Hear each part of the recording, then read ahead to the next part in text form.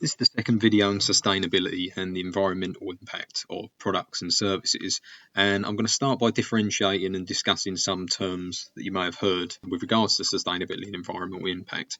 Now, the first one is green design, okay, and this is focusing on two areas. So conserving materials, either by using recycled materials or increasing the level of recycled content in a product, or by conserving energy.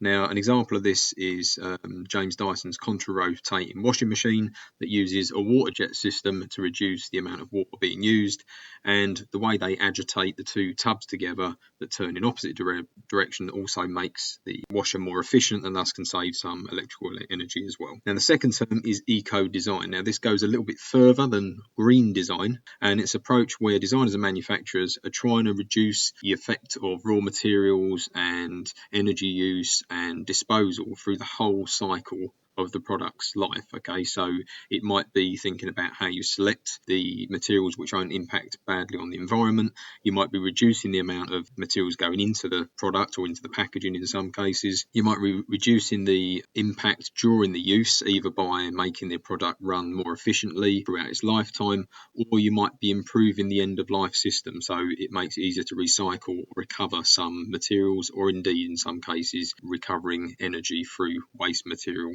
for incineration. The third term I'm going to talk about is sustainable design.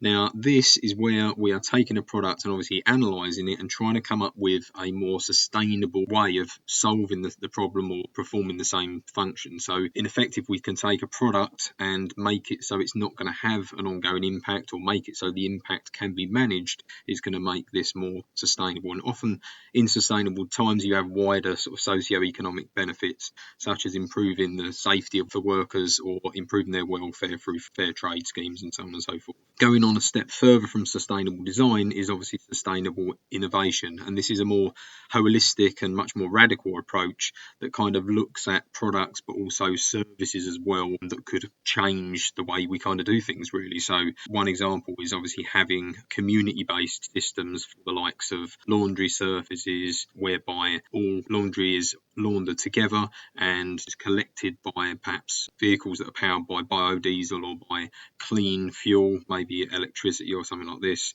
to actually make the whole aspect or the whole process of using those products much more sustainable.